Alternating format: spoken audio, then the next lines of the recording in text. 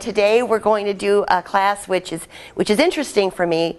I'm a speaker, and I started speaking. I've been in Houston for all my adult life, and I started speaking in 2000.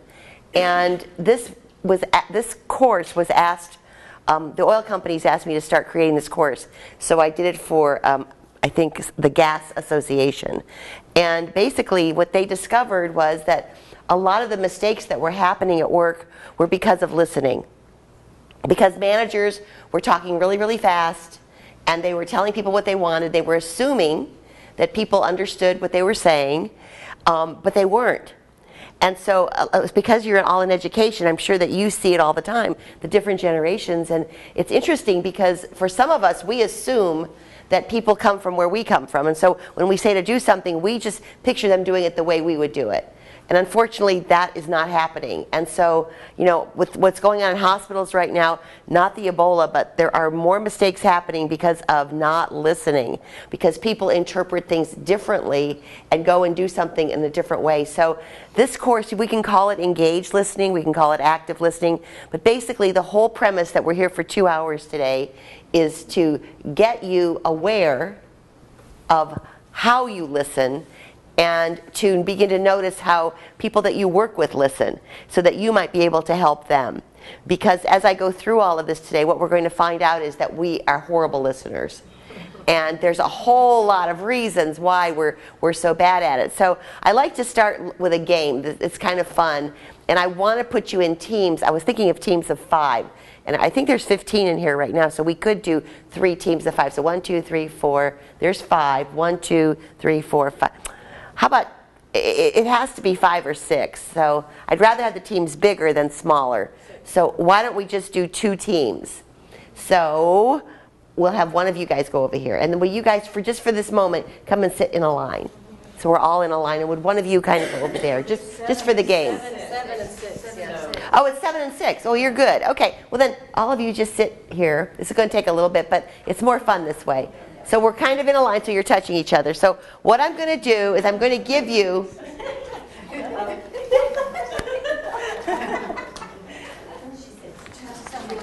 so we can touch, right.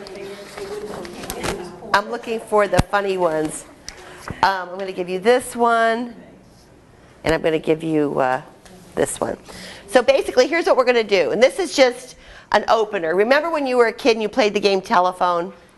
Well, we're going to start this off playing the game telephone. And I'm going to give the first person at the top something to read. You're going to read it to yourself so you get it, and then you're going to whisper it. You're going to whisper it, and you can read it to the second person. And the second person is going to tell the third person, the fourth. And we're going to see how we translate this story. Now, I just did it yesterday with the Texas courts. There were 300 in the room. There was so much noise you would die. They were laughing so hard. Some got it exactly right, and some got it really messed up. This is not a test. This is just an opener. This is just to get you softened. So I'm going to give you this one to read to yourself first, and then you can read it. When I say go, and this, I changed it because this is from England. This is a 20, you can say a 25-cent piece. Okay. It's a quarter or 25-cent piece. Okay, you could read that. And then we'll wait, and then we're going to just start it off with this. So if you want to get a cup of coffee while you're waiting, because you're going to be waiting, and you can actually talk amongst yourselves until it gets to you so that you make noise, so you're not actually hearing the whispering that's going on. Yeah. And you can introduce yourselves. This is a great way for you to introduce yourself to people you don't know. You're going to get to know them really fast.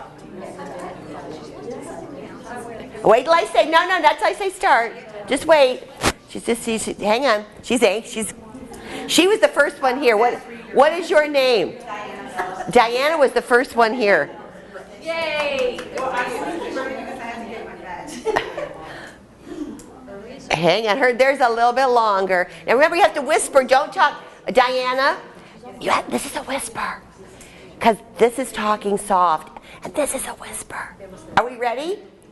Okay, 1, 2, 3. Whisper to the person next to you. Put your ear. Whisper. Okay, there we go. Well, I'll go get coffee, and you could be looking at, yeah, this is great. Oh, you're good. Don't let her read it. You're telling it to her. But you said I can read it too. But she's reading it. But can I read it? Yes.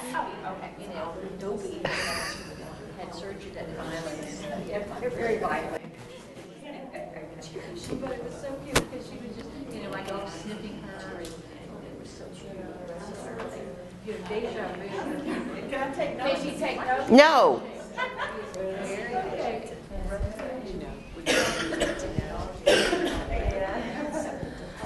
She was raised where it was the name passed down or something.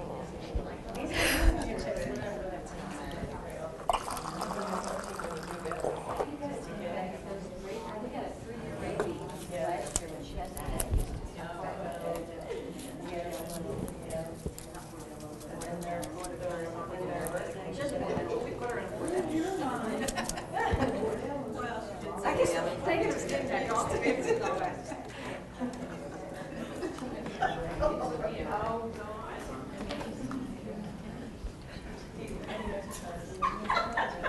But that's a neat story. That's a neat story. I get up at 5:30. Usually by 6:30. That's cute. She's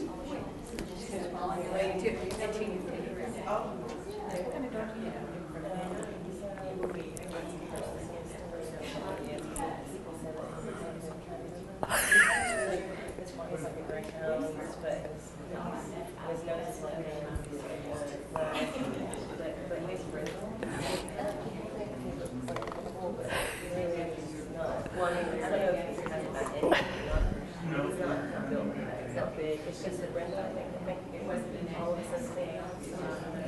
Well, we've always rescued huskies. There's actually a husky rescue society. And when we got Shasta, we looked at, actually, we visited 2 home visits, people who were, Wall Street, 2 dogs, and one of them was beautiful. Her name was Priscilla. And they really liked Priscilla. She got in the office, and they said the only problem was that Priscilla likes to eat off the counter and the table. I have had to get the time to get aisle with that. I have enough of those. Pass it on. This is the breakdown right here. Oh, yeah, we found the missing link. The weak link. Okay, here we go. Oh. Oh, I'll start talking and then I'll get over because I have such a loud voice. Oh my goodness, I can't even imagine. I've been on the road so much, I can't even, it's been an amazing year. Yeah.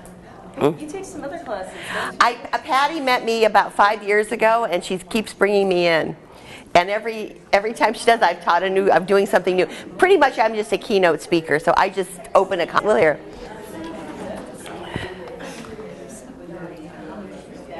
Well, if you still think it's funny, then you got the joke. Maybe now what we're going to do is we're going to have the last person share what they heard with us. So we're going to have you stand up. So we'll start over here. And what is your name? Winford, stand up. And then we're going to have you read it. So let's hear what Winford heard. Let's hear it. Maybe it'll be good. Ron and Eddie went into a room and Missy was sitting on a sofa. Ron sat next to Missy and Missy said to Ron, "Why don't you nibble on my ear like you used to?" So Ron got up and went and got his false teeth.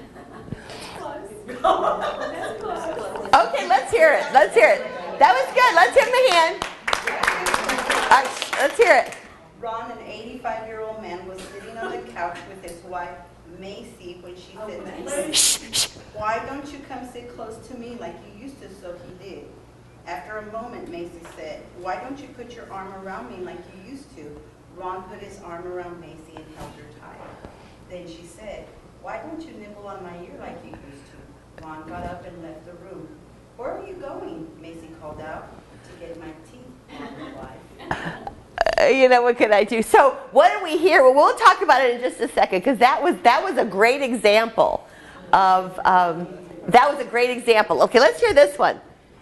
That's a long story, though. Let's just stand up and Very short? No, what did you hear? What did you hear? Okay, so there was a kid named Tommy, and he went to school, and he ate a quarter. I don't know all the details. Ate a quarter, and then his grandpa took care of him. Something like that. His grandpa took care of him, and then he went to bed, and then the next day he went back to school, and he ate another quarter. Oh, this is a good one. Okay, so there was a boy that went to school and ate a quarter, and he got sick, and his grandpa took care of him. All right, you ready for this one? Yeah, we're Oh. ready down here. My sister, Paula, and her husband, Chris, had just finished tucking their young ones into bed one evening when they heard crying from the children's room. Rushing in, they found Tommy crying hysterically.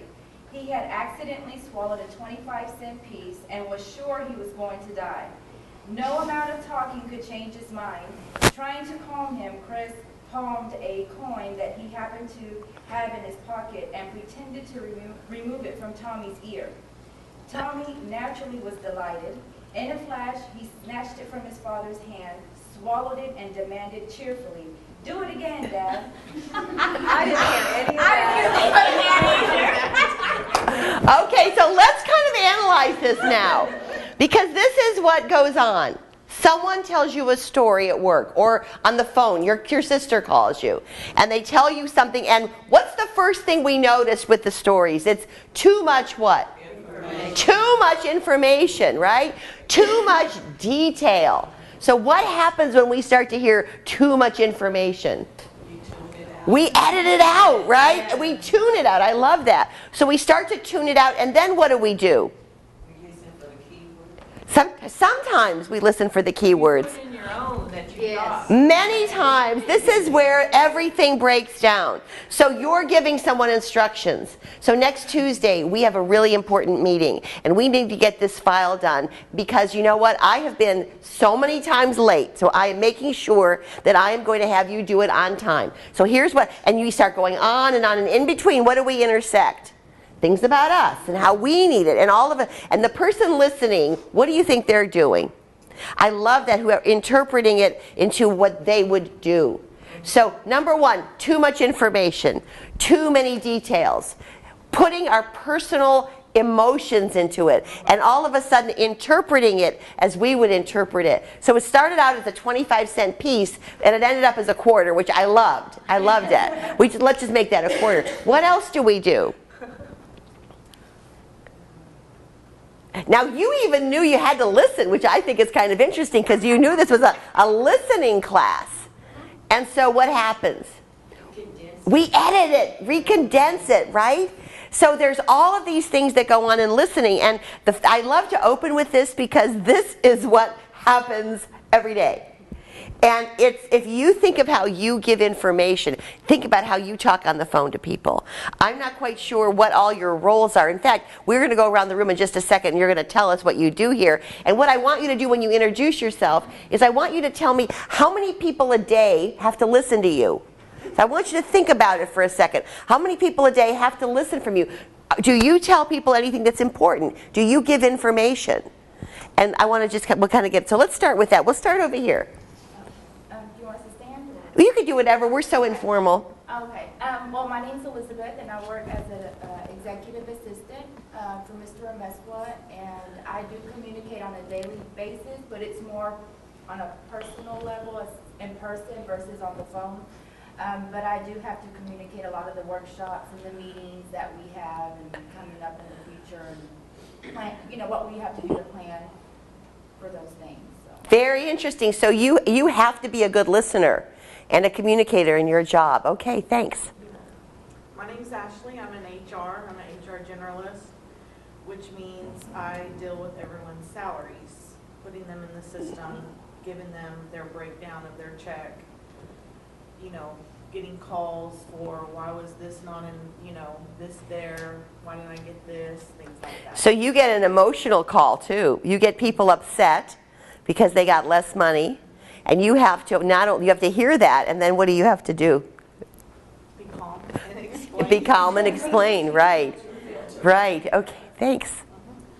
My name is Roxanne Torres. I work in Human Resources. I'm a coordinator, and I speak to applicants as they are trying to fill out online applications, and so sometimes I have to answer their questions and do some technological assistance.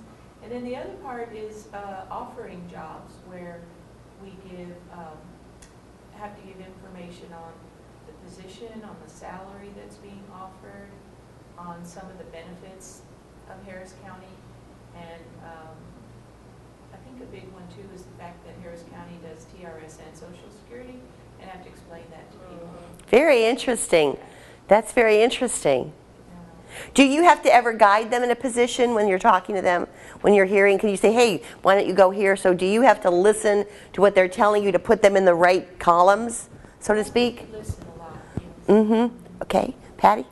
My name is Patty Menard. I'm Assistant Director in HR, and my job is quite varied. I am responsible for workers' comp. So I deal with supervisors who are unsure what to do and employees who are unsure what to do. And so just calming them down and getting them to follow the process sometimes is time-consuming. Getting them to follow the process, right. I also work on a lot of internal projects. Ashley and I work together a great deal on making sure that employees their paperwork is input in the system correctly, maintaining information. So I communicate a lot with by email. You do, because I can vouch for Patty. She uses all of them. She calls me. First we start with an email, then she gives me a call to make sure I remember. She repeats. I love it. And then I get forms because she keeps me on track, because actually Patty knows that sometimes I'm scattered because I do a lot. So she just gradually, which I like, puts me back just so that I know. And I got a call yesterday that she was going to be here at 8:30. So I knew what time I needed to be here, right? And it works. It works. Because we need to be reminded. And so you do a very good job of that. I'm Kate Vaccaro. With the red boots on. Look at those red boots. I work in the Adult Education Division. I'm the Professional Development Coordinator. I work with all of our 250 plus teachers and staff, developing and coordinating. I do telephone conversations, I do email conversations, I do a lot of face-to-face. We just had a training on Saturday. There was a great deal of, I won't say confusion, but a lot of people had not registered and thought they could just show up to sessions that were already full. So we had a little bit of, not hostility, but hip, hip action? Yeah, We're going to talk about that later, about body language. So it's not just listening to them, it's finding a way to have them listen to what I'm saying, the words that are coming out of my mouth. You can't be served today. I'm so sorry, that kind of thing. Yesterday I did a class for the Texas courts administrators, and it was a lot of them. And it was on change. It was 3 hours on change. And I wanted them to sit. We were going to open with the list. I wanted them to sit in certain areas. You would have thought I asked them to give up their first child, to move their seats. And the hip action, they were hostile towards me. And I thought, wow, this is just asking them to move a seat. I wonder what it's like when we ask them to do big changes. And I had to soften them. Something like this, if you ever do this softens an audience right away. It gets people more open, because I have to get you open to kind of examine and do self-discovery of what's getting in your own way. And people don't like to hear it. So we have to do something, and they softened, but I was afraid of them in the beginning. When people start to do this with you, Just take a step back. Finish that. Yeah, that's good. Yes? I'm Angela Hyder. I'm a graphic designer for CPI. I have 5 people in my division, but I work with all the divisions in Harris County. You have to listen. Majority of them. Yes, and so we do all kinds of things, newsletters, booklets, postcards, anything that you print or that has our logo on it, lots of it we do. Some of the divisions do them themselves, but we still work with them and do some certain things. And so yeah, I definitely have to do that. But in the home life too, I got like 3 kids and a husband, and it's good so I have to deal with them, trying to get them to do things. So the active listening, it's like work and personal. Yeah, it is, but boy, you could make a costly mistake. If you don't hear what somebody wants and you're spending the time on a graphic and it's printed, I mean, that is really, only because I work a lot with that communication and listening is very important. Okay, well, let's start over here. Good morning, everybody. My name is Winfred Adams. I also work on Angela's team in communications and public information. I am the point person for public information requests. So most of my interaction with the requesters is required under the statute to be written. So I don't often do very much face-to-face or phone communication with requesters. Even if I have a conversation with a requester trying to clarify a request, that conversation must be followed up with written communication that verifies what was said under the statute. To the extent that I do communicate face-to-face with people, it's like people on my team talking about things that I might need.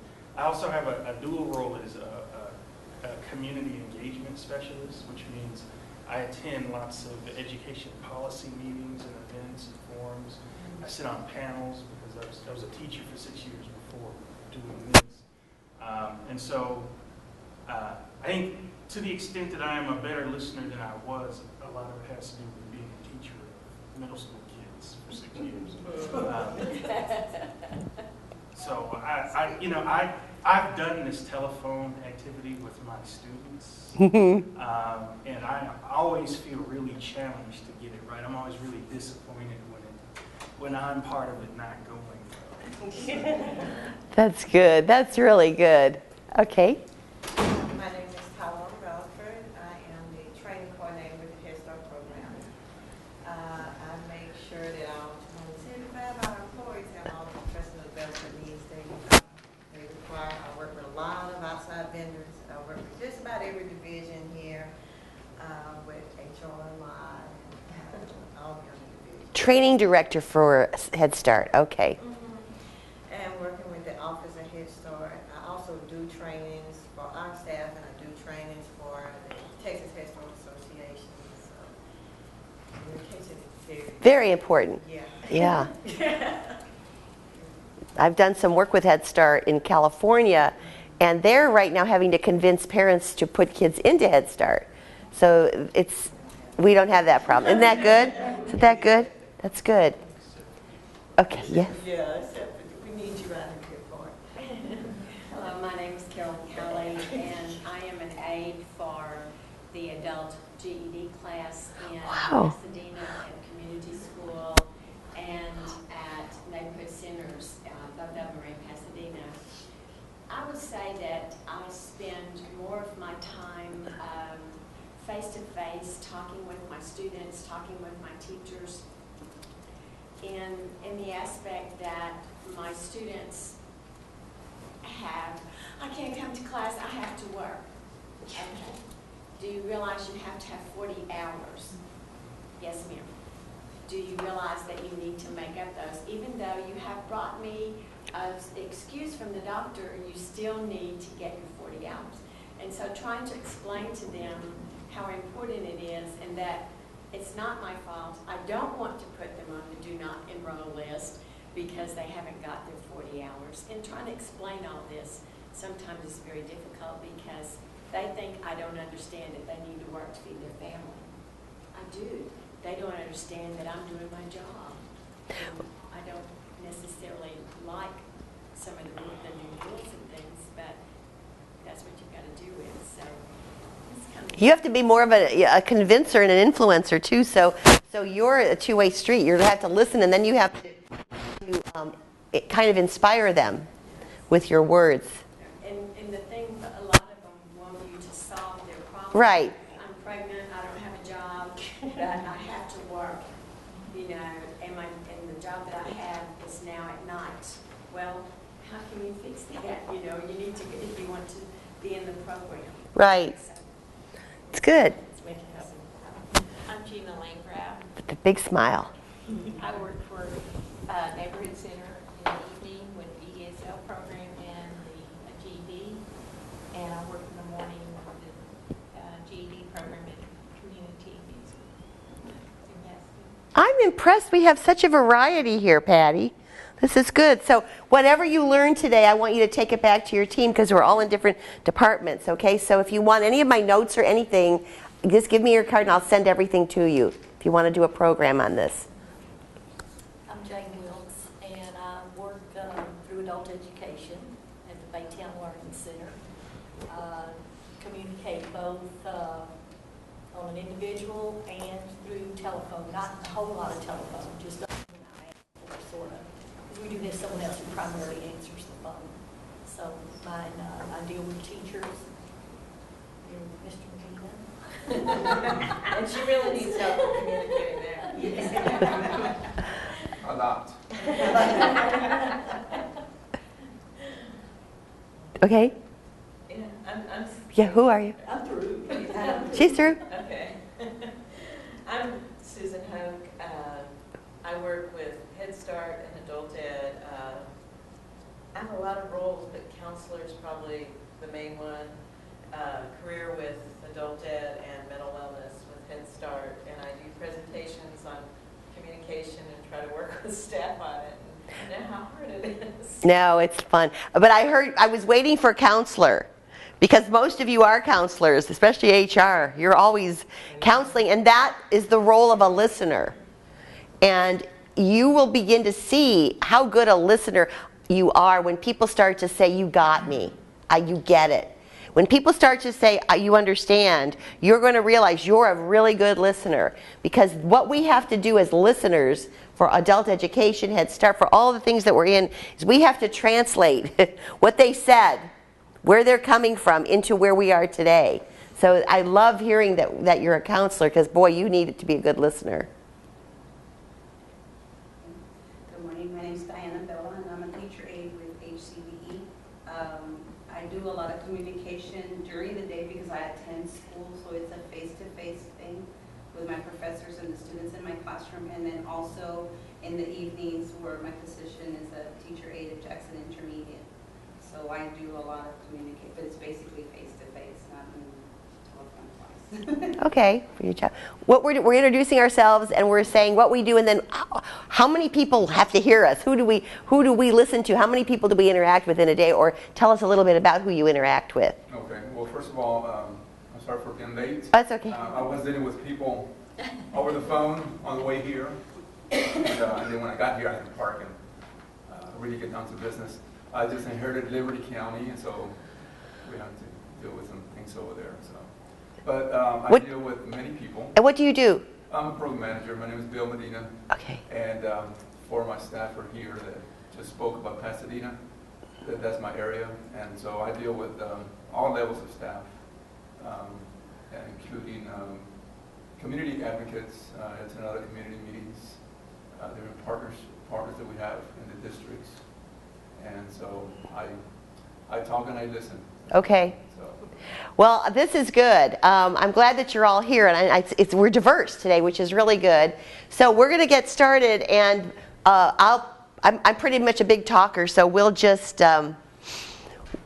kind of go with wherever I go with this. So I like this slide because, and I'm looking around at the experience in this room. One of the biggest challenges with listening is people who are smart, people who have been around a while. So we've got this gap going on right now, and if some of you may see it, and I call it the age gap, where we have very, very experienced people working. They've been working in their jobs 25, 30, even 40 years. And I love them. They're great. We're so happy that they've been there, but the reality of it is that sometimes they're the worst listeners. And the reason is because, I call it, they know everything. You know, they know everything. And so when we're trying to talk to people, and you might be one of them, and I'm not trying to label anyone, but I'm telling you that I find that a lot of times that the mistakes happen because just like today, we got here and they've totally changed the computer system. And we had to go through 6 people to get it fixed because it's different than it was a week ago. So if you're living on that experience that you were here for 30 years, the reality of it is that the people that you have to listen to have no idea what you're talking about. Because their experiences and their life and the way they were raised is not in sync.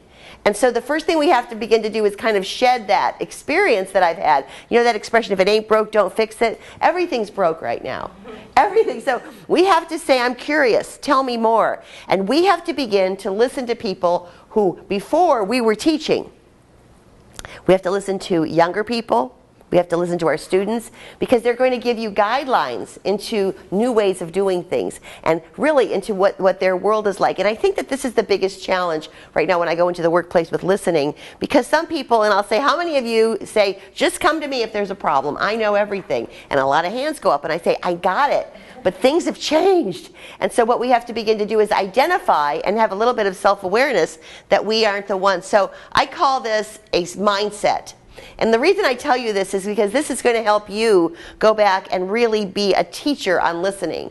So one of my clients, and this is really where I started to see this, is HP. I work a lot with HP, who's going through massive changes right now. And they brought me in 2 years ago to work with their leaders. And when I looked around the room, there was not one Generation X in the room. They were all baby boomers. And by Generation X, I mean people in their 30s and 40s. They kept telling me that they were Gen X, but they were baby boomers, right? And now the company was going to be hiring hundreds and hundreds of young people. And the reality of it was that the people that were in this room knew each other for 25, 30 years. They'd all come in at the same time. Same with the oil and gas industry. We're in Houston. Think about, I'm not quite sure with teaching because I think there's a turnover every year with teachers, but when we talk about engineers, we talk about a big chunk of them coming in all together and staying. They stayed in Houston. They stayed at HP. They all knew each other's kids and family, even though they worked on telecommunications, then they lived all over the country. And even all over the world, they all knew each other. So now what's happened is now there's a shift happening. So what went on for 30, 40 years, I call this a fixed mindset. Because socially we changed, but the way we work did not. And so we could make assumptions. We could get by with kind of faulty listening because the processes were ingrained in us. They were the same. And in 2000, when the iPhone and the iPad and the iTunes and the everything came on the scene, it changed everything. And so we start looking at 1990, 1999, 2000, and we begin to see massive changes going on. And today, we all know that we can't even make 6-month plans.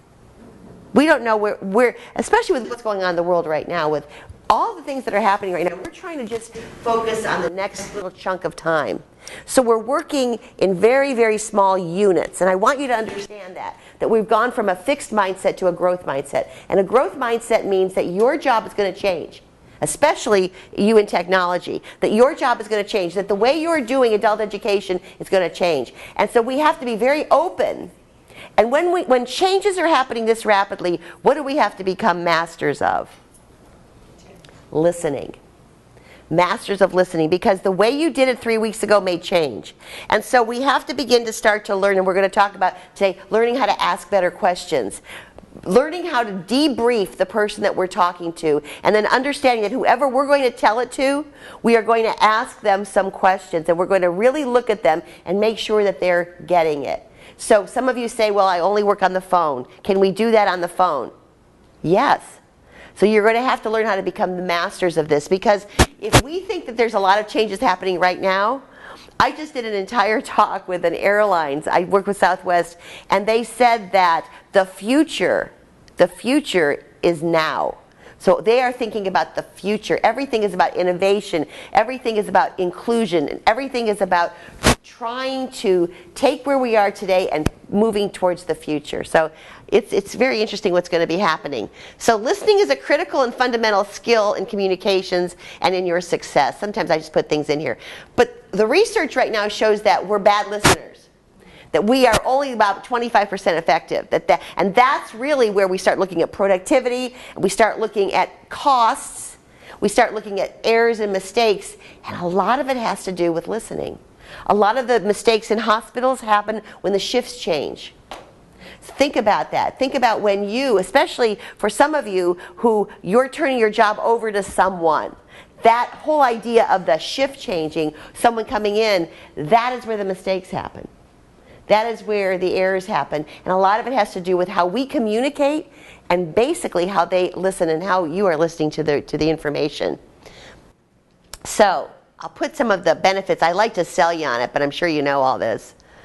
So basically, we are more open to new ideas, providing better customer service, quicker ability to deal with change, becoming better at conflict resolution. I mean, there's so many things that we can go and say on and on and on about listening. I mean, you could make a whole list yourself as to what are the values of teaching people how to listen. And the thing I like the most is that most people think this is the stupid class.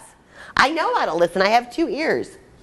How do I have to? Because when you say I'm going to teach listening, everybody's, well, I'm a good listener, or I listen. But people don't realize that they are really, that they're kind of a little bit damaged when it comes to the listening. So becoming a good listener requires that you first assess yourself on behaviors that may be negatively impacting your overall listening capabilities. You may want to get some feedback. So this is where we're going to be right now. Because this is really what we have to deal with. It's kind of doing an assessment of yourself. And this is where, I know, I hate to go there, so I kind of make it fun. So what keeps you from listening? So I put some pictures up there. Let me ask you, what do you think keeps you from listening? Well, first of all, who knows that there are times when they're not a good listener? I mean, we know it. Okay, so what is it? Can you think of things that keep you from listening? Let's just take the work scenario. Because at home, You're too busy. way too busy. Way too busy, so somebody comes in and they want to talk to you and you've got a deadline and you're thinking of something, or you just got off the phone with somebody and your mind is not there. You want to be there, but it is, and they're going on, and you could even be nodding like you're doing right now, but your mind is going, did I pay my tax bill? I mean, you're like, but they think you've got it, right? And then they walk out. They've told you everything. They've done a dump. And they walk out and you have only heard, well, like we said, 25% of it, right? Too busy. What else? When you think you've heard it. Yeah. Oh, don't even. I've heard this so many times before. Here's what you need to do. So you've heard it. You've heard this so many times before. If you're a manager, if you manage people at all, or, boy, I bet our GED person, you've heard it every time, right? So you've got your answer down.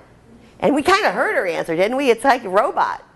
So how is she going to, we can help her get better with this because we've heard it so many times. Anybody else? Kind of the corollary to that is, because you've heard it so many times, you're really not interested. And you just kind of don't listen. Oh, yeah. I'm not really interested. I've heard that excuse, or I've heard that, so many times. I bet educators, I bet you hear it a lot. And I bet, when we start to hear, I teach a course on how to become a speaker, and I was so excited because I thought everybody would become one. I hear every excuse under the sun why people haven't done a speech yet. And it is, and pretty soon I stop listening. Because you know what you have to do, just go do it. But we've heard it so many times that we stop. Right, we get kind of cold and callous towards it, right? Sometimes when you already have a preconceived idea about a specific person, then when they talk to you again, I think sometimes you may not want to listen to them specifically. Sometimes we have a preconceived opinion of someone. Could be called a bias. It could be called that. So like, you know what? Whatever they have to say, I'm just going to tell them what they have to do. Because basically they're lazy. Or basically, I've heard this before. Or, you know what? They've been here for 10 years. They're still doing the same thing. I'm not going to listen because I've heard it all. Yeah. So I put some, listen, I don't know if we can see them in here. I'm a fast talker. And I'm impatient. And I find myself finishing sentences. And the reality of it is that I sometimes finish them wrong. Because someone will actually say, no, I didn't mean that. How many of you have found yourself finishing sentences? Yeah.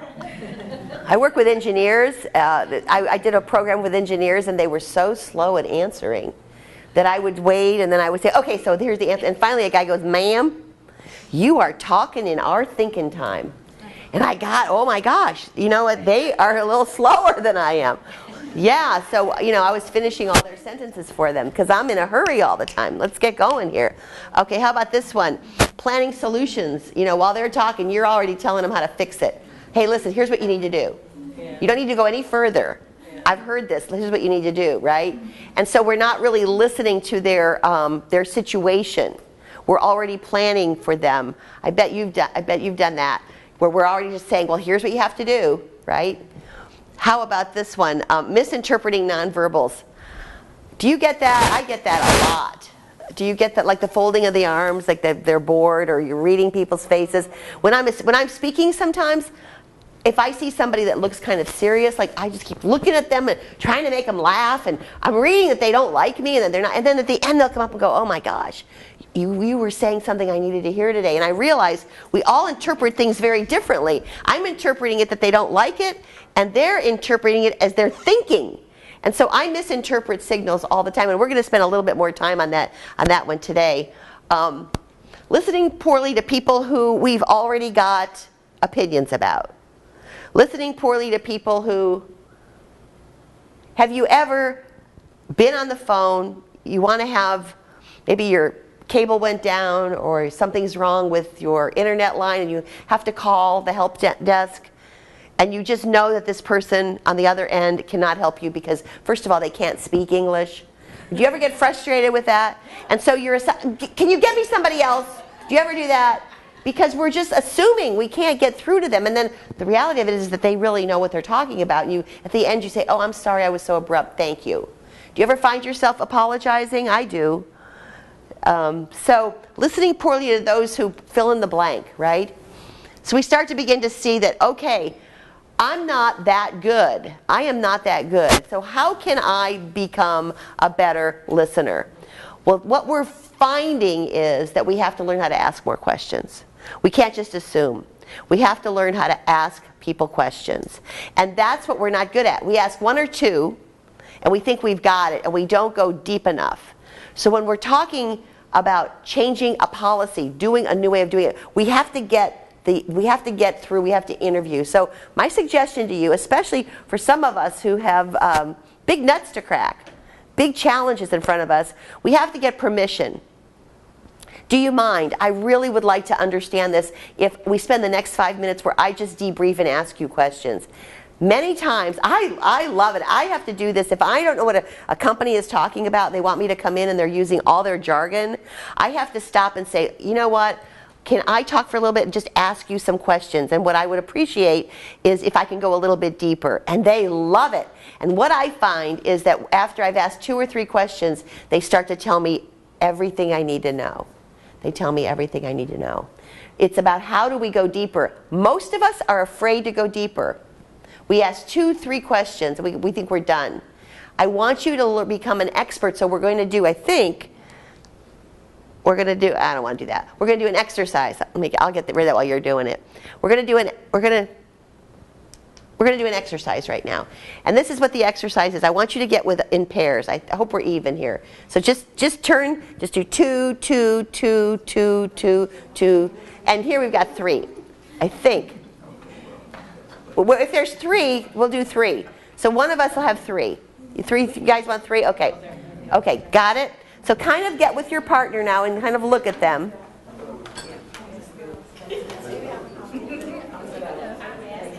You'll hear it. Just a minute. I have to get everybody settled. Okay, so where there's 3, I'm going to ask one of you to be the interpreter. So we're going to use you. So the person who is not doing this is going to tell us what happened. Okay? So here's one of you in the pair has a passion. Something you love to do. I don't care what it is. It could be cooking, your grandkids. It could be golf. It could be a sport. It's something. Travel. So decide right now who has the passion.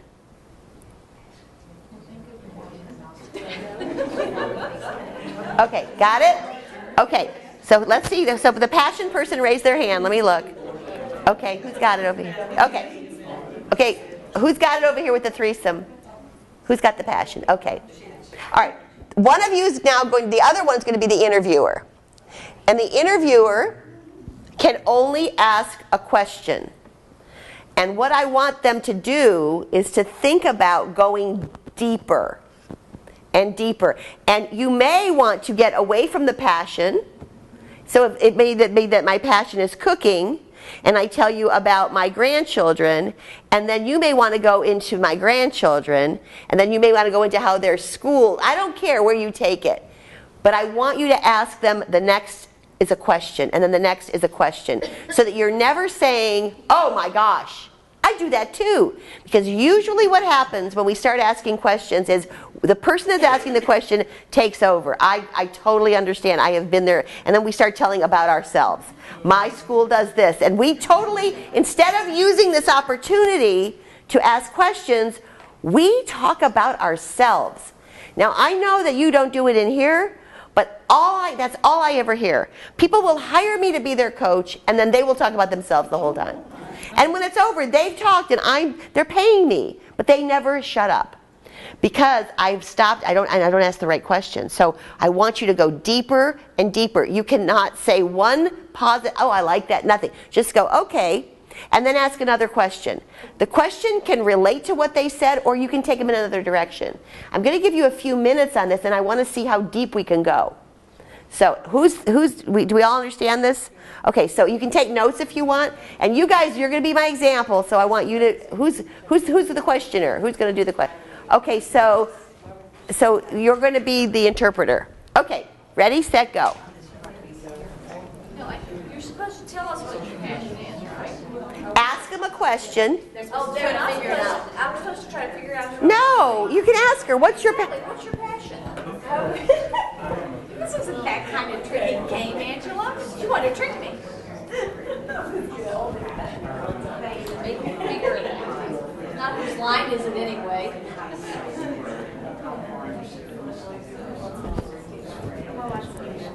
Oh, that's bad.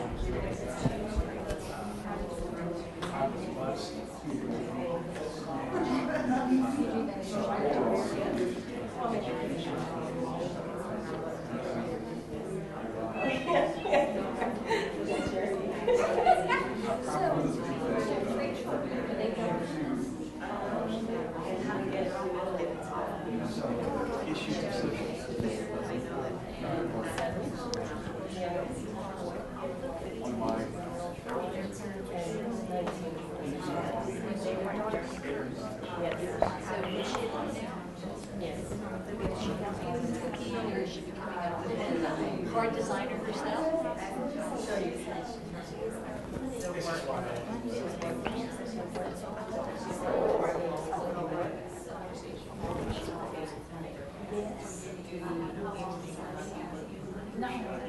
Unique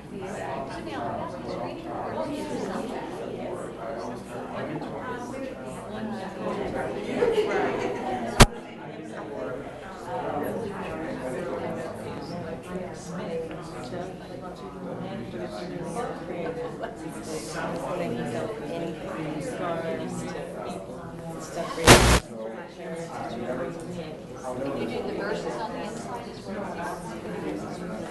No, I do the. Mine are blank on the front. They say stuff. They say stuff. So it's like, for instance, there's a heart. So it's just the thing that I do. Sometimes I little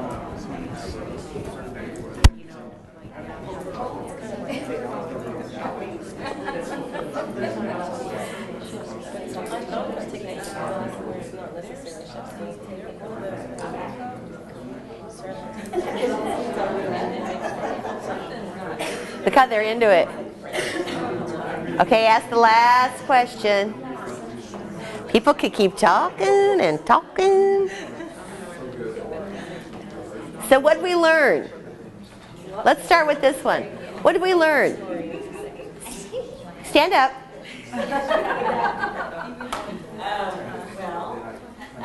We learned that Jane loves to go to gambling casinos. She's not a compulsive gambler. Oh, this is funny. She only goes once or twice a month. Only once or twice a month. She gets the rooms comped. She only drinks water.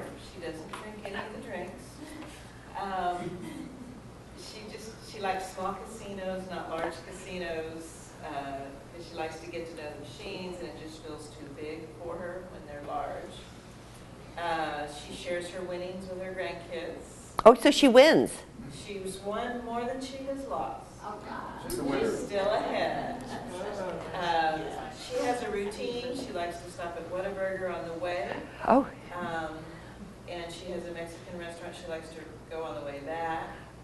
She has 3 or 4 casinos that she enjoys.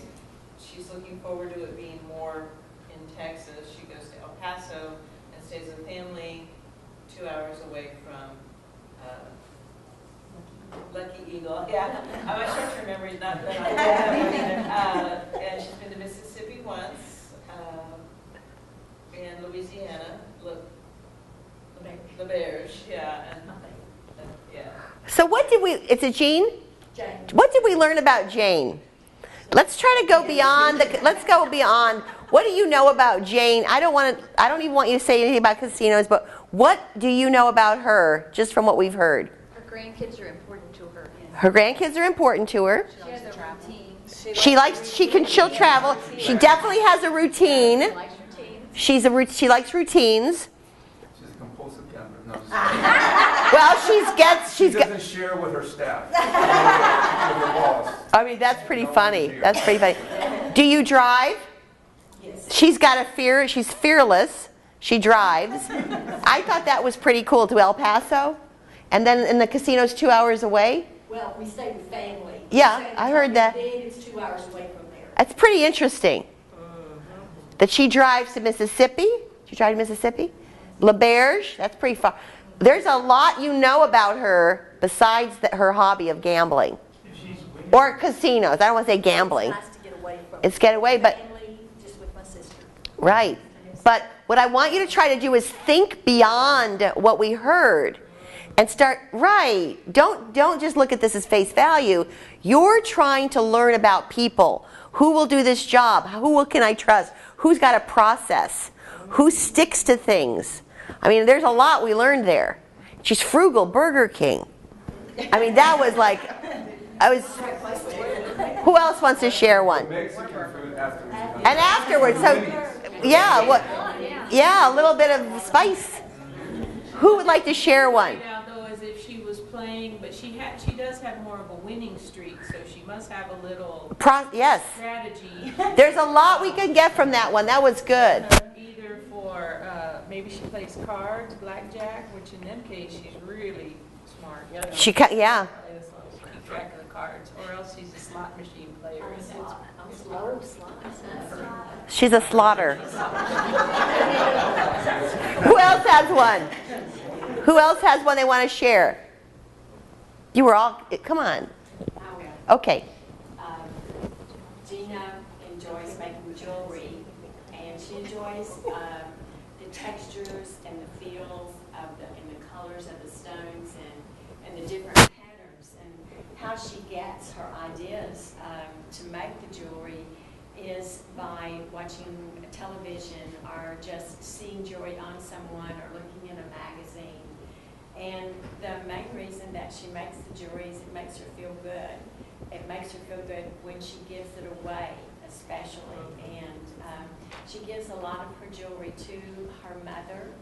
And all of the jewelry matches and coordinates with all of her mother's outfits.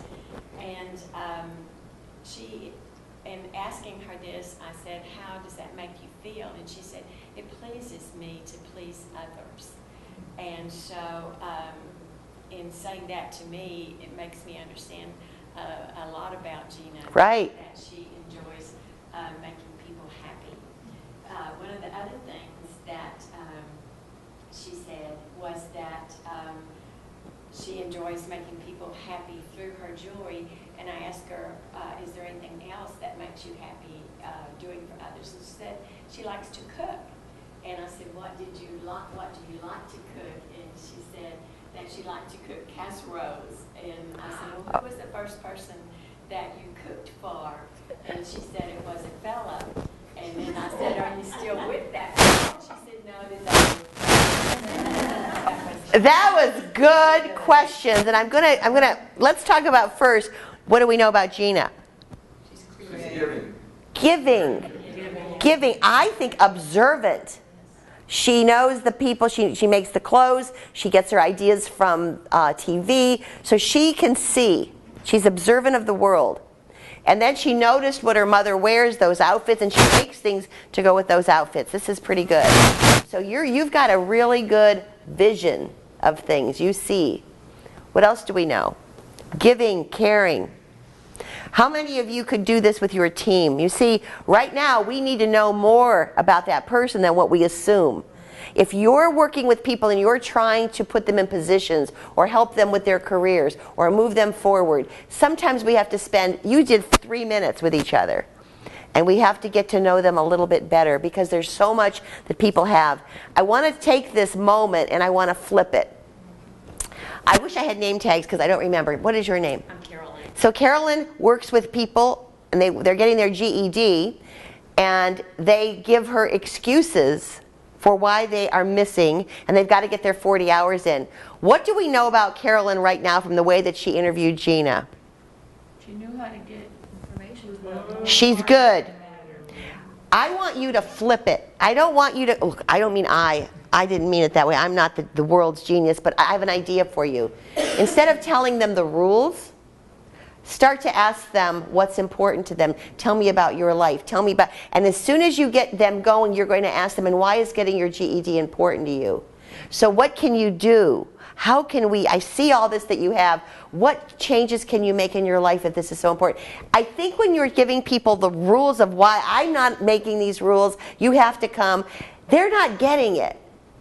But I see in you a great questioner. I see in you, you've got to flip it now. And you've got to go back there and you've got to work with them in a different way. Do you see it? Because when you're saying to them, these are the rules, you've got to come, it's 40 hours, I can't help it, I don't make those rules. Do they hear that? But you're good. So what you've got to start to do is get them to tell you why this is important to them. And get them to have ownership. Because when we take ownership of something, do you see the difference? So asking questions isn't just about you getting information, it's about you helping that person listen to you. Because they're not listening. That's part of something they do too, which is called goal setting. You know, they talk about what they want to learn, what their goals are. In the GED program? That same kind of orientation. Right. Yeah. Right. But when they're telling her why they missed, when we started, she introduced her challenge, and it was that kids miss, adults miss, and they want their GED, but they can't come because they've got family life, work, and so. So you can say, man, remember what you told me about your goals and all that, so. Or better yet, start asking them again. Don't even say, just say, so why do you want this? Tell me about your family. And schmooze into it. You were good. I was trying to get you to schmooze in, to get deeper with the questions, to get deeper. Let's do one more. This is like the most important part of listening. How do we get people to talk? How do you get information out of people? How do you connect at a deeper level? This is, I love you guys were going on. Do you want to share? I'm sorry, I'm going right in a row over here. He went pretty deep. Yeah. Winford's passion is social injustice. And it stems from his childhood and the way in which he grew up. And he has continued it by volunteering in a lot of different programs. His sort of one of the programs he volunteers in. And also just his whole thought process, I think it just molded him into a person that likes to give. He's a giver. And he brings his family along. Children sometimes didn't want to, but he encouraged them to give back to the community. And they also volunteered in Katrina and the rebuilding of that. And they went to New Orleans and they met a family that came down to also help build some of the houses. And I heard that did you have to go in and clean the house? I mean, I was listening to all of that thinking, man, you are I got a lot out of you besides being in graphic design. I mean, it went like way deep. Just listening, I went, oh, I want to get to know him. So he's a graphic designer, but he's also got more going on. Okay, whatever. You know I'm going to just... He works with Angela in graphic design. I'll say, how's that? So this is the foundation of today. We're going to go and do other things, and I'm going to talk about it. But if you get nothing else out of today, this is what I want you to remember. And I love this one because we went deeper and deeper and deeper and deeper, and all of a sudden there was a connection there. And I think that that's really where I want you to go. So not only do you ask good questions, but your questions help open up the person who you're trying to work with, to help them see the picture that you want. Because if they can begin to see what you want and they can see your vision, they're going to succeed. They're going to do what you want much quicker than if you just saying, so here's what you do. Read this form. If you have any questions, come see me. Everything is here for you. Just read it. Because we found we don't read everything anymore. We miss things. So this is, to me, the foundation of it, is learning how to ask good questions. But I've got to move on. We've got a lot more going on. So I should have done everything in white. Can you guys see it? Yeah. Okay, so there's a toolkit. That's me. There's a toolkit about listening. And the first one is listening with our eyes and listening with our ears as far as tone of voice. So the first piece of it is nonverbal. The second piece of it is the communication loop. And the third are the listening levels. And these are the three things we're going to hit on now as we get into the second hour. So let's start it off with nonverbal. So how many of you, now we'll go and have kids. They're the king and the queen of nonverbal. What do your kids do to you? Roll the eyes. They're right. There's so much nonverbal going on there because they're very expressive, and so there's no filter on them at this age. They're in your home, and there's no filter, and so you are going to see every mood that they have. They're going to totally share it with you, right? Then how many of you see it at work? I see it at work all the time. I see it all the time. I crack up when people roll their eyes. I see it at airports. I see employees rolling their eyes at customers. What does rolling your eyes mean? Does anyone know? I got this from Malcolm Gladwell. I read the book Blink. And when I found out what rolling your eyes mean, I try never to do it. It means disgust. Just that's a bad, that word is, it's disgust. Yeah, but it's, yeah. And so what we find is, they did a study with did anyone read the book Blink? It was a husband and a wife. And they were doing studies on body language, and one of them kept rolling their eyes at the other one. They got divorced. I mean, it was interesting to watch the pattern, but it started right off the first interview. They were rolling I think she was rolling her eyes because he was getting all the story wrong. And right off the bat, the interviewer knew where this was going because there wasn't a lot of affection. It was more disgust. So body language is important. So I put some pictures up here because I thought this is kind of interesting. The pointing of the finger is offensive. How many of you have a friend that does that? I find other women do it to me more than anybody else. My friends, especially if they, I don't know, they point, your child points the finger. I don't know if she realized. No. I've been trying to make her, she'd get in the car and Show her these slides. She'd be talking, I'd be like. Okay, so how old is she? Now look at me, I'm going to go right. How old is she? She's going to be a leader. She's going to be a leader. She wants you to get it. Oh, yes. That's what she wants you to get it. This is what this means. Get this. This is important. You better get this. What does this do when this happens to you? The reverse. The reverse. So, but this is a passionate sign. These are French people. Look at the two of them. They got their finger up.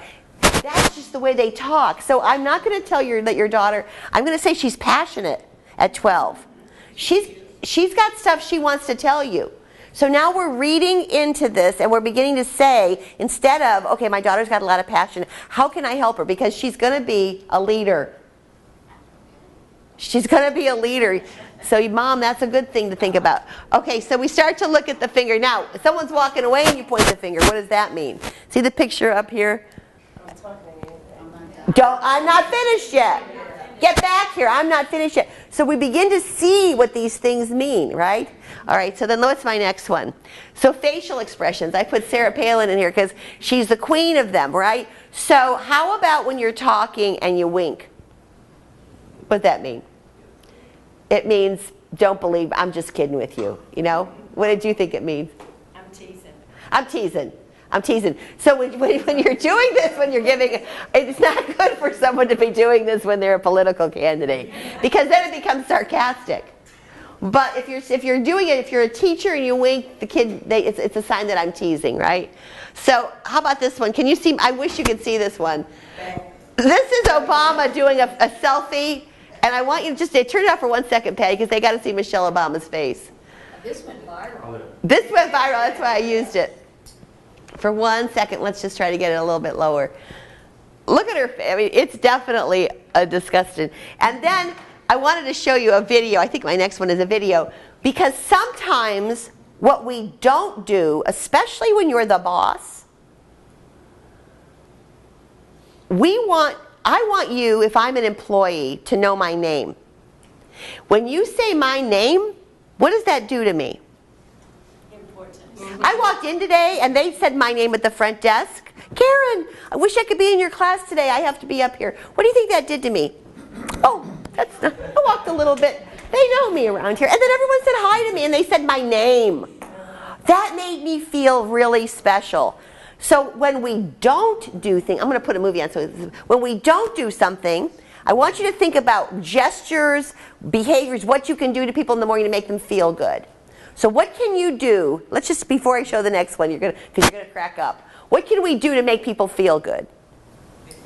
Acknowledge them is number one, their name. What's another one? If we don't, smile. You've got a great smile. Smiling at people, right? I just did a whole group of men in education. This was in the university education, the Big Ten. And I noticed in the hall that they did this. They grunt.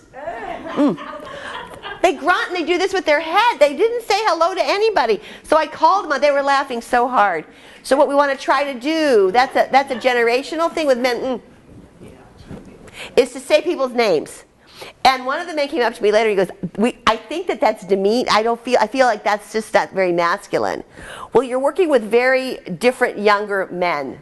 They want you to say their name. Gen Y, they want you to say their names.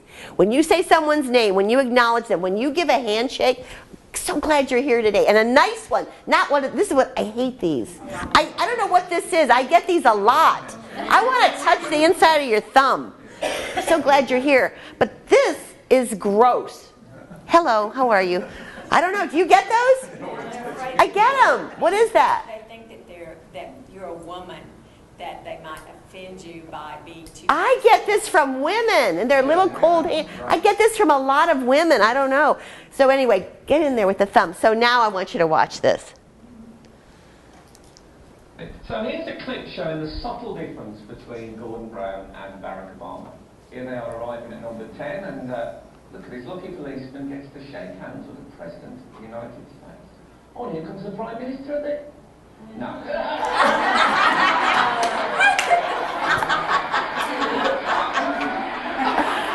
Is that the funniest thing you've ever seen? I think resisted doing that. I thought that was great, so I put it up there. That's how people feel when you look at them and you go, whoa, and you walk by. So now we're listening with our, we can put the lights back, I'll do it. We're listening with our expressions. So, okay, let's talk about body language. I don't know what this is. We gather information from our voice, tone of voice, expression. Okay, so let's talk about body language and tone of voice just quickly, because you've heard this for years, right? What you say, boo. It's how you say it. It's how you say it. And I have learned, because I can be really honest with you about this, I work with 6 to 8 different organizations a month. And there are mistakes made like crazy. Not here, not with us, because you check, you call, but there are mistakes made. There's no hotel reservation for me. I can't even begin to tell you the mistakes that have happened. And I have to go in there as if there were none. Because if I make somebody wrong, what does that do for me? Now I'm mad. And I want to tell them, but I don't. Because if I make anybody wrong, it's going to hurt my job and it's going to hurt my name. So I don't ever make anyone wrong, because I'm working for you. Now, do you make people wrong? This is what you've got to start to look at. How are we going to help people grow? Because when you make people wrong, it totally ends all listening. They hate you. They have voodoo dolls at home. They throw darts at you. So you've got to begin to understand that the way we tell people that they messed up is very delicate. It may need to be done. Sometimes it doesn't need to be done. Sometimes you say, I'm going to give them another chance. And then you might want to say, let's go talk outside. So here's what's going on. Sometimes when I work with you, things fall through the cracks. I like to use that expression. Things fall through the cracks. And these are important things. Now, I am finding more and more things are falling through the cracks with younger people. I'm looking around and none of you are in that category, so I can say it. It's a nightmare.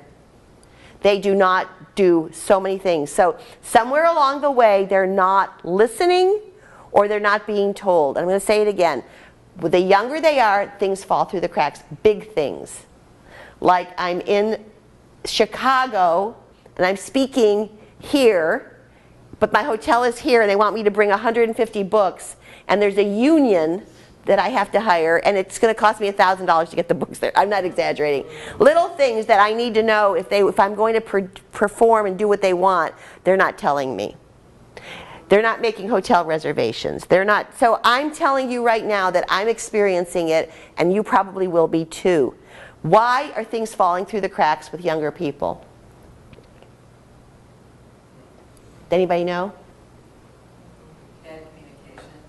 Well, Making assumptions that they know it. probably the way you were raised, the work that you had to do, the way the world was is different than the way they were raised.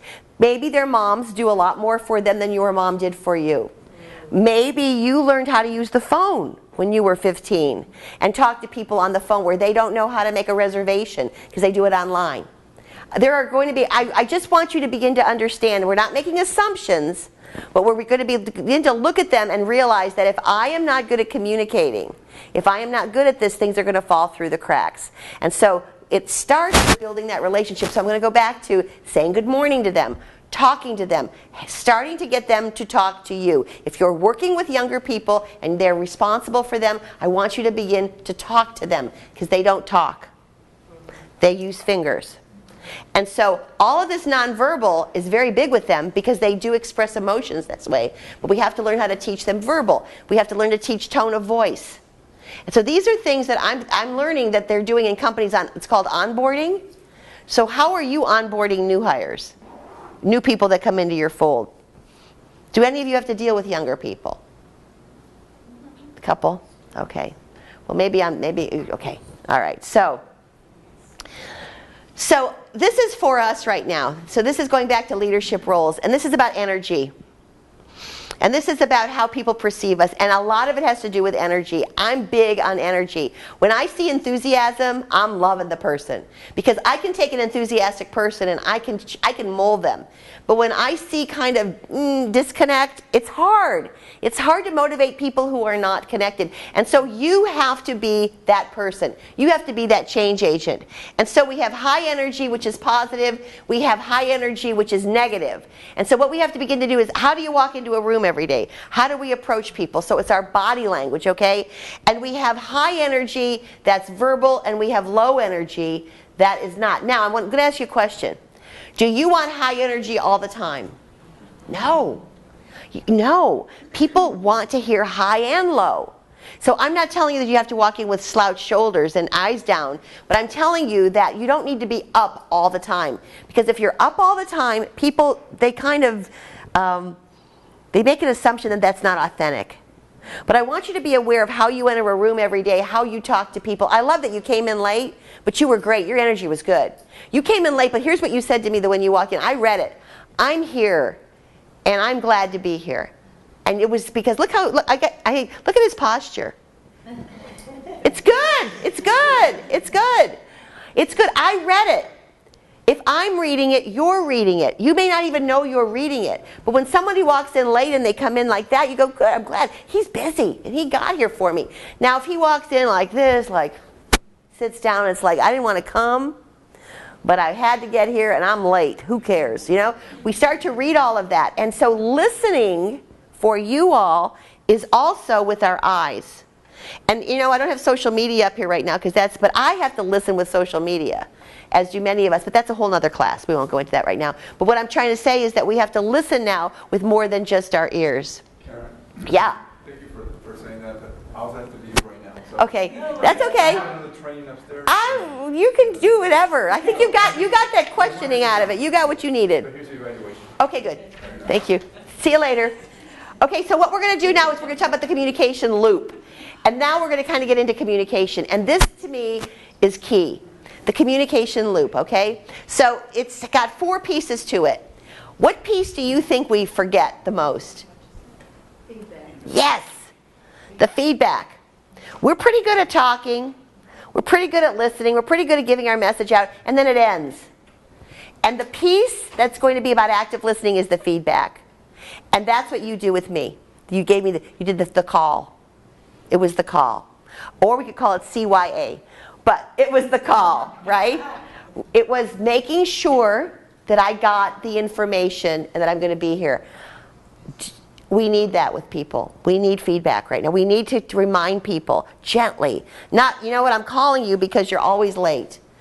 We don't need to say that anymore. We're going to say, I'm so excited about tomorrow, so I'll be there about 8:30. And then they know what time they need to be there. You don't have to tell them. You can just voice it in a way where people get what you want from them. So it's a cycle. The sender, the message, the receiver, the feedback. I want to find out where have you stumbled on this? So the sender, I love this one.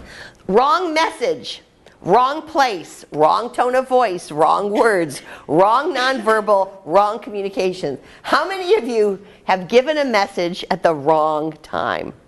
Oh my gosh. So many times, right? He was just saying he's really busy. We walk in there. We are like so worried about this. We walk in. We don't look at anything. We just blurb it. We dump it and we leave. And it was the wrong time. Wrong message. I don't need to hear about how bad I'm doing on a Monday morning. Save it. Don't tell me it on Friday either at the end. Tell me on a Wednesday in the middle. I don't want to start my week bad. I don't want to end my week bad. But in the middle, give me the bad news, right? Because if I start the week with a bad message, I'm going to get crap out of you all week. I'm sorry. It's a bad word. You're going to be horrible. And if I give it to you at the end, I'm going to ruin your weekend. And you're going to, so I want to give it to you in the middle. So think about when we give the constructive feedback to people. When we tell people the bad news on a Wednesday, hump day. Save it for Wednesday. Okay. In public relations, Yeah. bad news, we want to give it at 5 o'clock on Friday. You do at public relations? Okay, because then there can be no, tell everybody why. Because then you don't have to, everybody's off on their weekend. The people who would make the inquiries and do the deeper digging aren't around to do that because they're on their weekend. And there's this hope that most people will forget about it. By Monday. Yeah. I like that a lot. So there's definitely a thinking to public relations, right? Because if they give it to them at 5 o'clock on Friday, hopefully people are going to forget about it by Monday and nobody's around. And it's the weekend news. A lot of times people don't listen to the news on the weekend anyway, right? It's very good. So there's a time for you to understand when you give a message. Let's talk about kids. When is a good time to give your kids a message? Not right after school. Not right after. How was your day? Fine. They're like, not right after school. When? I do mine in the car because I treat it as a captive audience. Yeah? They can't leave, they can't run off. Do they talk to you in the car? Yeah, that's good. When do you do it? Anybody? When she's eating. When she's eating? With the 12-year-old that points the finger at you? Yeah, dinner time's a great time. I find that with my dinner time's a good time because there's conversation if you sit at a table. That was when the meal, dinner, they get to talk and people start talking and you can get them to open up. And what I'm finding is if you can get one to open up and they're enjoying it, it's not like you're doing the inquiry. So don't sit down and ask them the 55 questions with your kids.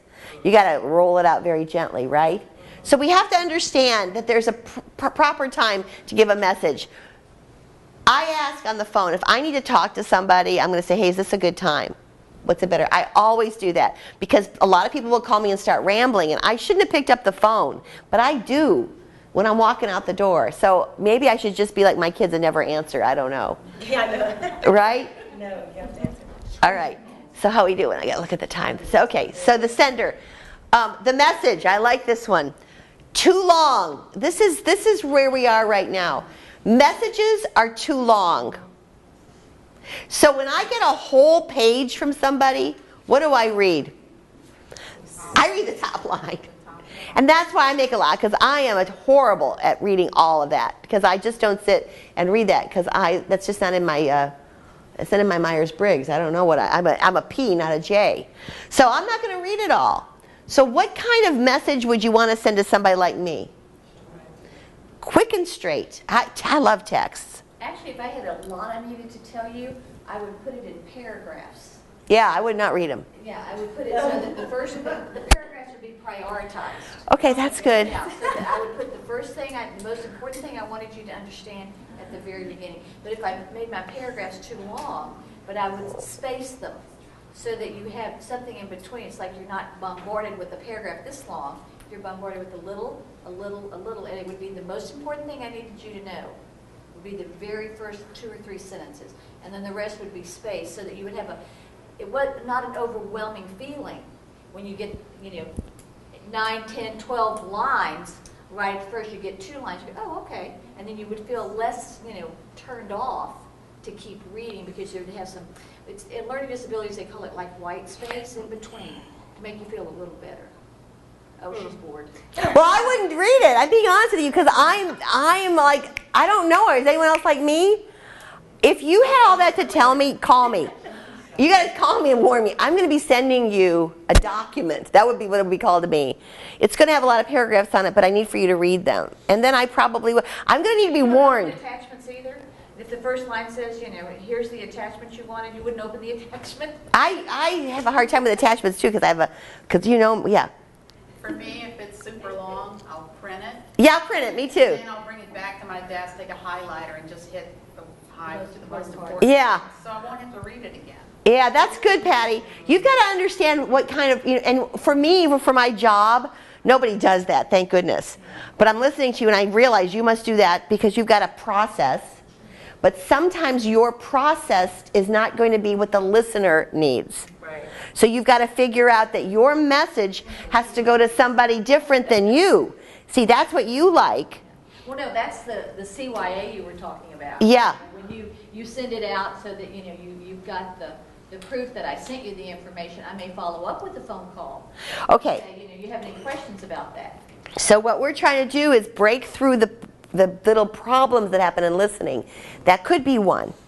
So maybe it's going to need another call or something. I'm not sure because I don't have I don't have that coming to me. I do get the contracts from you guys. I never read them. I just sign them. And they're 2 pages. I read the top paragraph because it tells me where I'm going and the time. And I don't read anything else. Is there anybody else like me? Probably. Okay, right? I'm just warning you that we're all a little bit different. So, but I like this too aggressive. So I'm from Ohio. And I'm laughing because when I moved to Texas a long time ago and they said, bless their little heart. And I was giggle because nobody would ever say that in Ohio. Ever. We would never bless your little heart or do any of that. So when I send an email out, it's your name, comma, do this now, Karen. And then I heard that my emails were way too mean. So now I write my email and then I go back and say, how are you? Did you have a good day? I put all that nice stuff in the beginning. Warmest regards, Karen. But my first is to just write the email. And then sometimes I just send it. And I have people say, good morning. How are you today? Like they'll say that back to me. And I crack up because I think I have aggressive emails. I had no idea. Did any of you find that you need to be nicer or that you're too nice? Too nice. You're too nice. You say, please, respond as soon as you can. Please let me know if I can do anything else. Yeah. Keep saying please. How you were raised, your mother taught you to be Yeah, it's interesting, isn't it? So aggressive. But what we're finding right now is people really, the newer generation, I'm just warning you, all they want are bullet points. Just tell me what to do and I'll do it. Don't give me all that. If you can fit it in a text message. A text message is great because they can go back, it's there. But basically, it's just tell me what you want in bullet points. So I'm trying to guide you here. Okay, I like this one, the receiver. This is interesting. So sometimes people say, I told you, it's off my plate right now. But he's not ready. You have to set the stage. And the best way to do that is to ask the question, is this a good time? If not, when is a good time? Especially at work. So the receiver, distracted, lack of interest, emotional block, I see it a lot. I see it a lot. And, it's people that have to come and hear my session, and they're like dying. So I try to make it interactive so that they, at least can have some fun. Because people cannot sit right now through an hour, let alone 2. That's why we do things in between. Because younger people, how are we finding it in the schools? I don't know. Is it? There's a formula by age of grade for how long you're supposed to do direct we do in the classroom is something called chunking.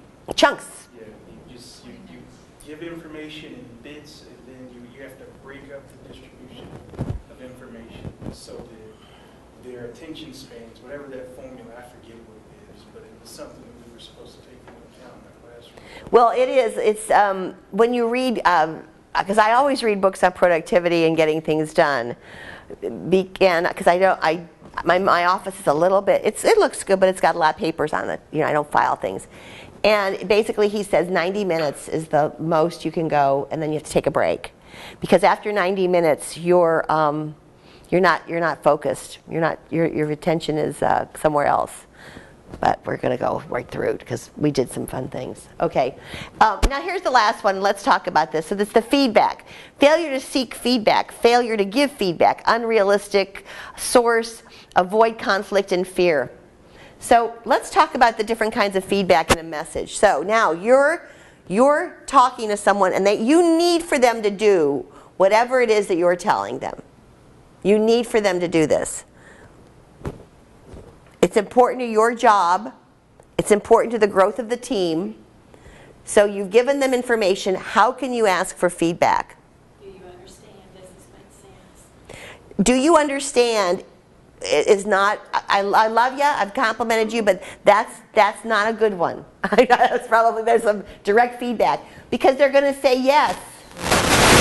So when we ask people, do you understand? Mm-hmm. And you're looking at them and you know they don't. So what's another one? Think about that. Can you just kind of summarize something more like, let's see, I'm going to take care of this part, and you're going to take care of this part, and then we're going to meet again on Friday at 10 o'clock. Is that kind of like what we agreed to? Okay, so you're telling them what, you're kind of summarizing for them, right? Summarizing in my feedback. Okay. Did we both understand the same things? Okay, so that's, you're getting warmer. Right. You got to get them to say it. What did I say? You've got to say, so you just I'm kind of worried about this. So sometimes I will say, sometimes I ramble. So I'll put it back on me because I don't want to. So I'll say, sometimes I'm not clear. Will you help me? Tell me what you heard so we can see if I'm on the same page. And they kind of giggle, and then they'll tell you what you heard. Yeah, try that one, because that way they're saying it. Because when you summarize it, they could hear it wrong again. So when it's really important, tell me what you heard. Or for me, I will ask, draw me up a sketch, because I need to see the graphics. So before we sign off on it, let me see what you're thinking.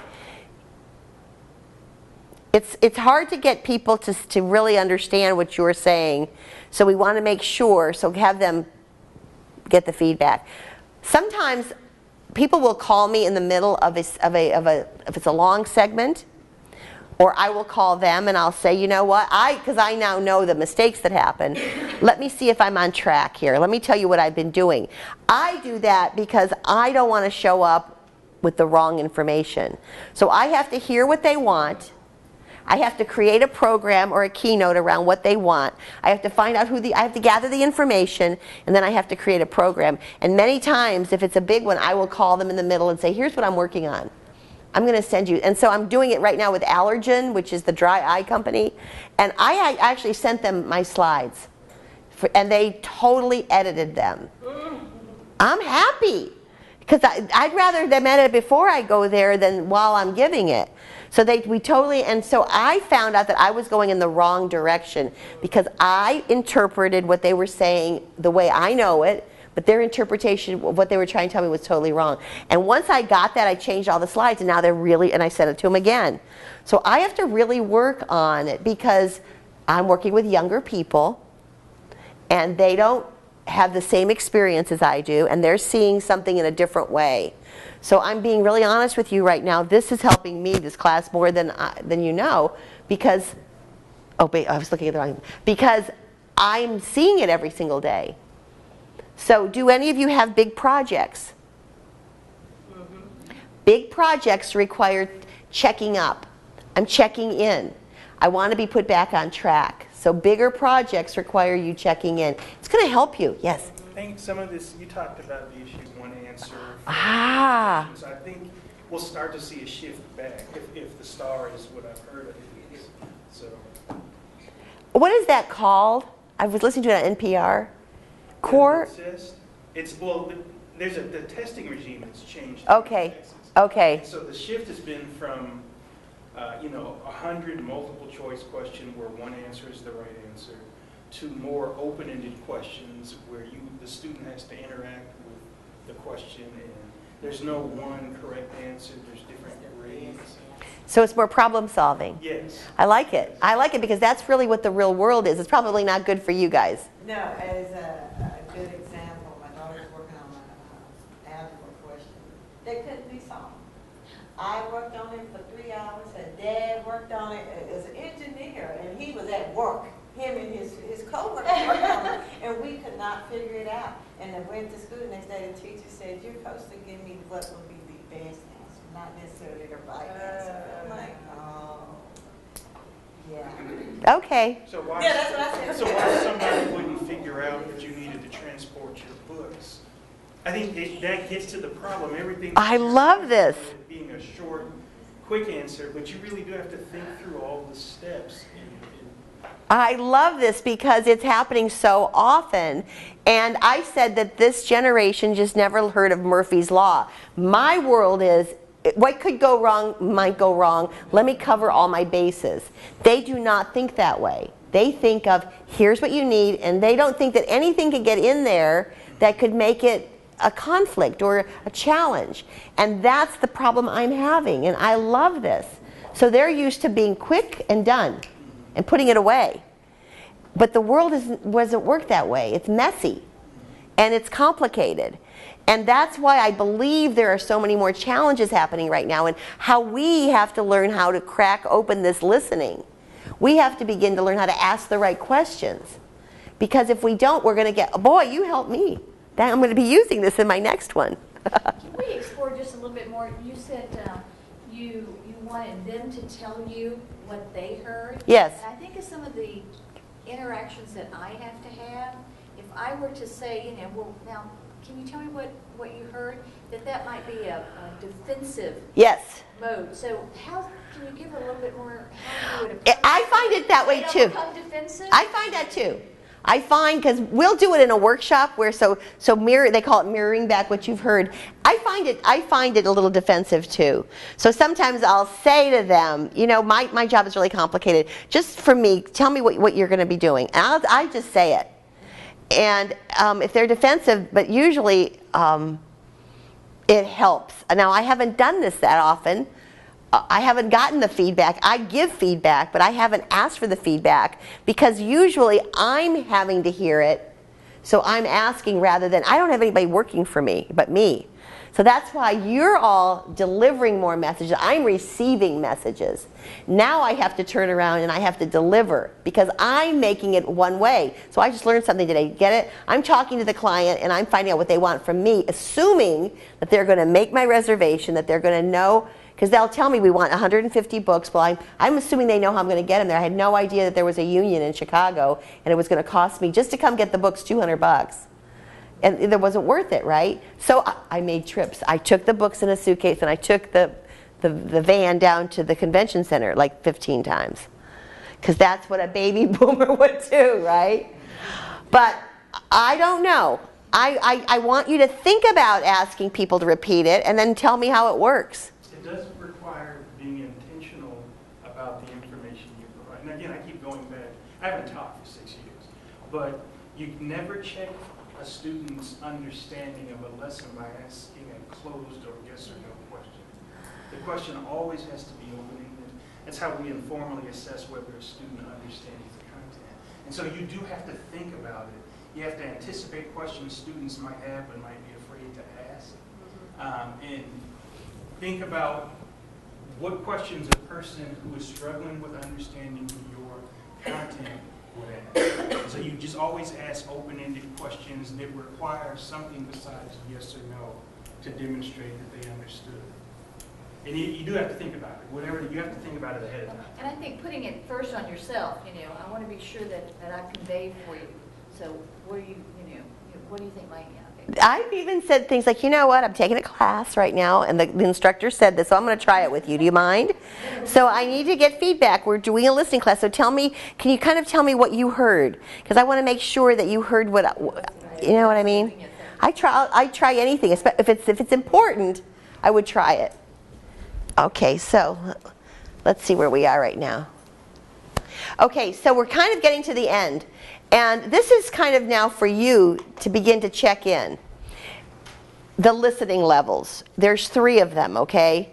The first listening level is you're perceived as not listening. So that's, I think, marriage. I always think of it. I mean, that's somebody really close to you. I can talk all day, nobody listens to me at home. Nobody listens to me. I mean, do you ever get that? You're frustrated, nobody ever listens to me, right? If that's going on at work, I want you to own it. If you're people, because I'm invisible. Nobody at work ever hears me. I hear it a lot. Probably not here, but I do hear it in companies where I'm just totally invisible. No matter what I say, nobody hears it. So I may as well not come into work every day. Okay, own it. So now we've got to begin to understand why no one listens. So we've been through the class. So why would people not listen to you? Let's put it, we started with why do you not listen to people? Let's flip it. So why do you think people don't listen to you? I'll start with my kids. My son does not even want to know what I do. He will not look at me on YouTube. He's embarrassed. I cannot believe that you do this, Mom.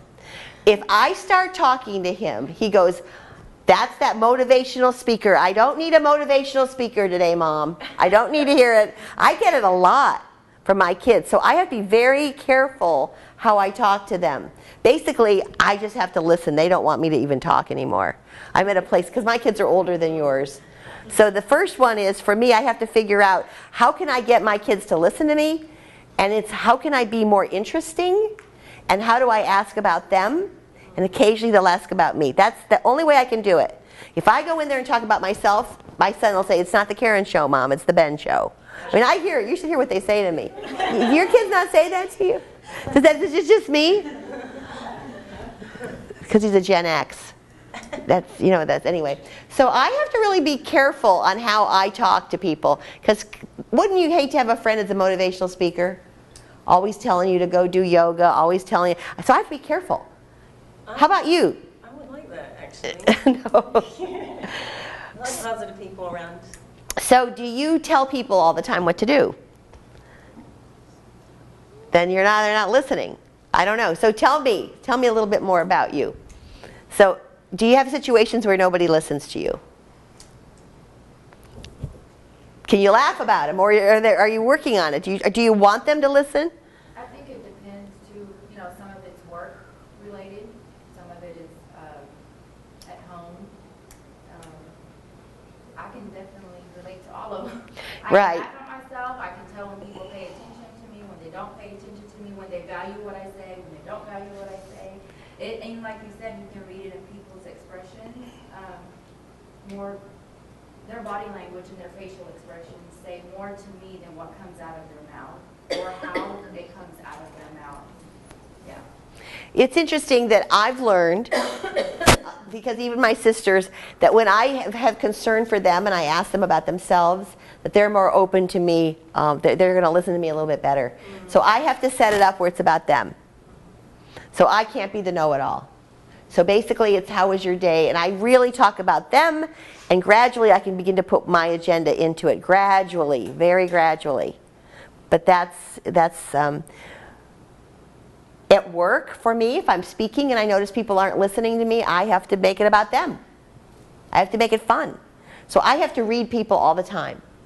But what about you? So I'll leave that one because I don't know, because we'll go to the next one now, okay? So the first one I think is about us. Awareness that people are not listening to you. And then awareness of who you're not listening to. That's the first one. And I think that's a big one, and I think it's pretty personal. You know?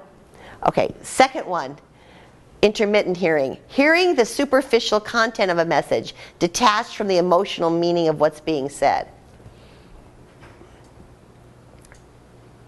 You get that a lot. You get a lot. You're hearing, I can't make it. I'm late for work. So there's this piece of us where we hear it, but we're not connected to it. That's a lot, isn't it? If we were connected to everything, I might be exhausted at the end of the day. So we have to be able to put up sometimes that wall. But how then do we help people grow? So if we put a wall up, so do you see the fine line where how do we let people in? And I think it comes from asking questions. Well, let me get into this. Let me ask you a little bit more. Because if I just hear what you have to say, I hear it, but I don't really get it. But if I start to ask you a few questions, I can begin to connect with you more. Does anybody have an example of that one? Patty? I'm trying to get people to change and use the current form. And they don't.